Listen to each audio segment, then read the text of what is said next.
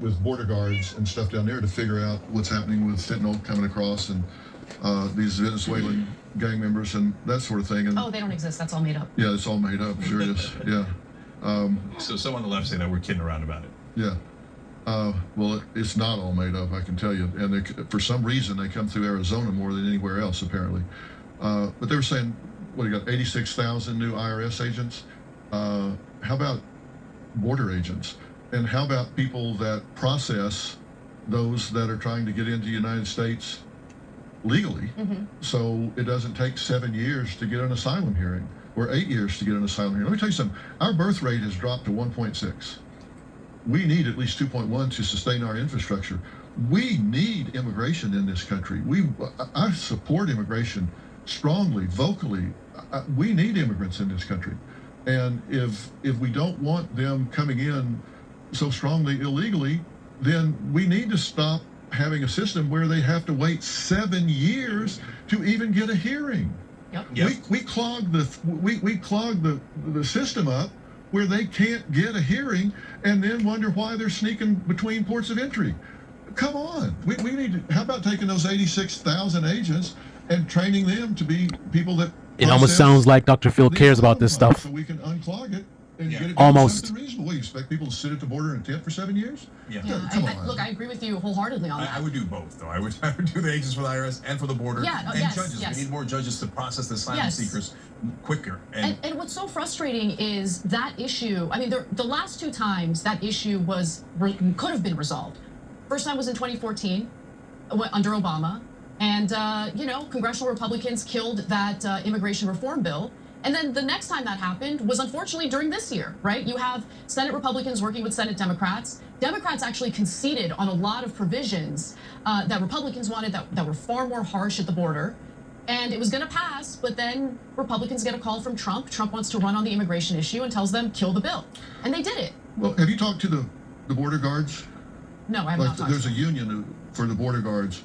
You should have them on the show and ask them what they think about the bill. Because I don't understand the bills, but I'll tell you, those border guards say that bill wasn't even almost a fix for what their problems are, what they're facing. You should have them on. That's the heads of the unions for the border guards. I don't know about the heads of the unions, but I was under the impression that Border Patrol actually endorsed that bill. Well, you should talk to them.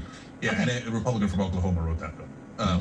Langford, Senator Langford. And this is why I get pretty frustrated when I see sort of naive people commenting online, when they see conversations like this happening.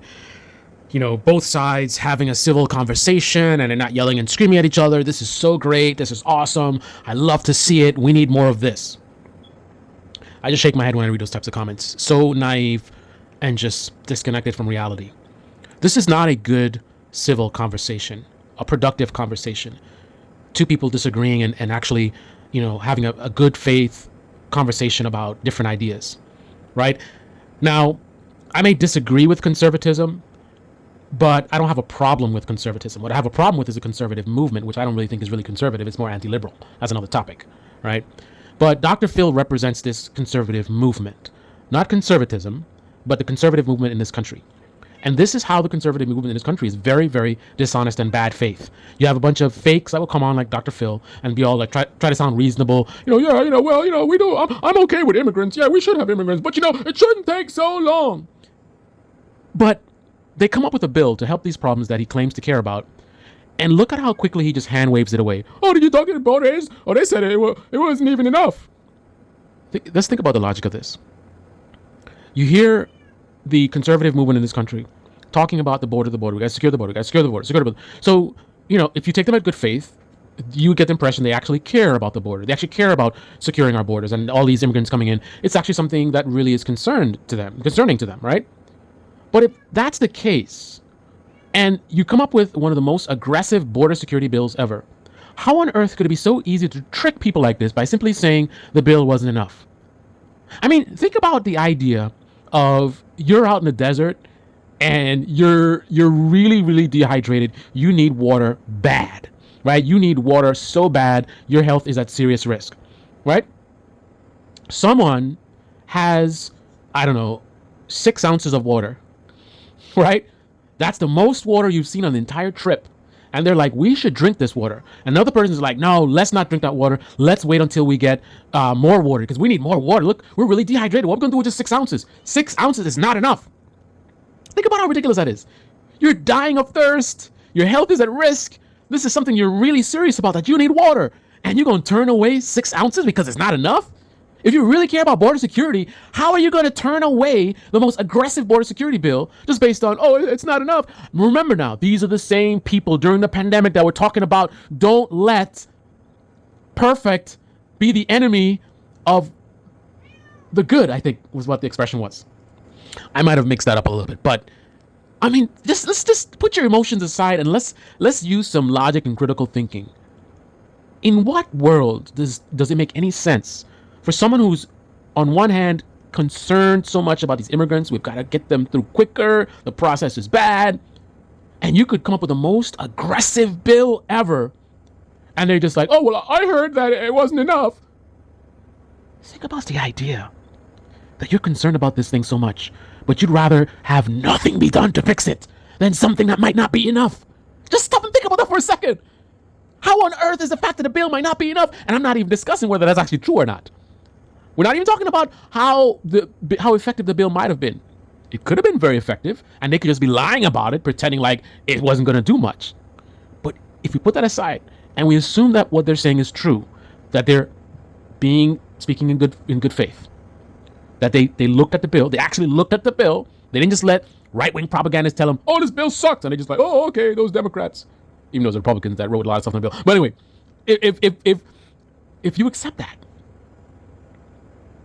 how on earth can you also accept that they would see a bill that, again, one of the most aggressive ever? So meaning this would be the biggest,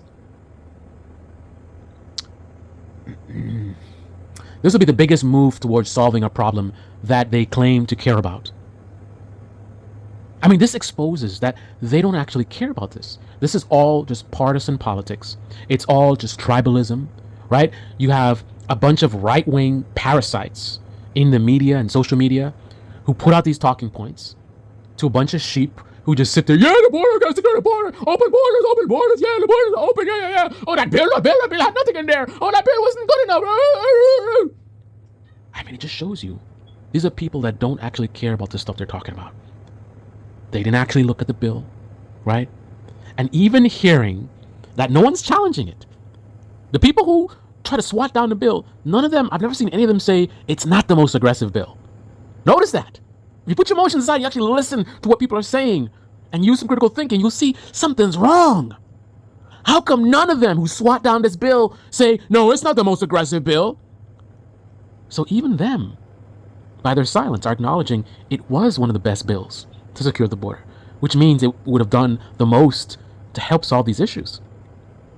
So they should be furious. If they really cared about the border, they should be furious with Trump. But they don't care.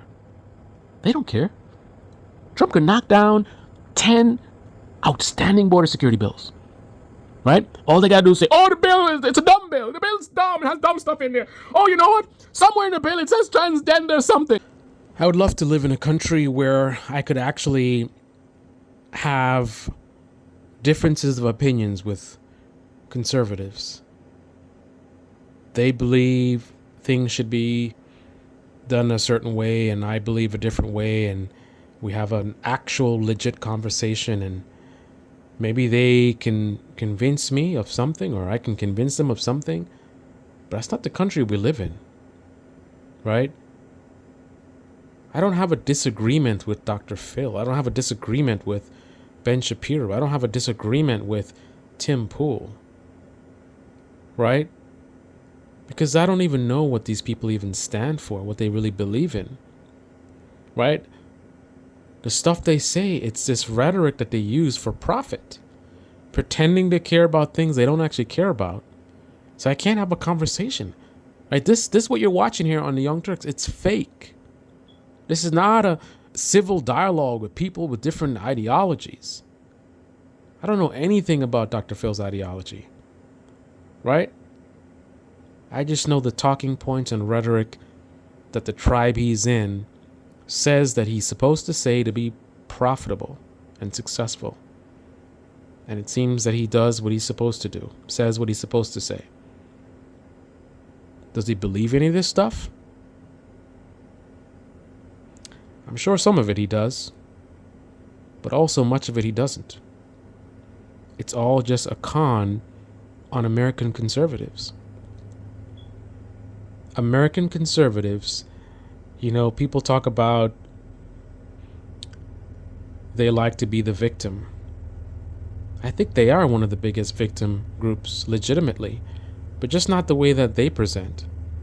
They're a victim of right-wing media savages who keep lying and manipulating them and gassing them up and playing with their emotions while they're getting rich, and the people that they're scamming are struggling to survive because they keep voting against their own interests, because of the deception coming from these very wealthy people who keep lying to them. This is Debate Me channel. Debate me in the comment section below. Click on the like button, subscribe, smash that bell. Be well.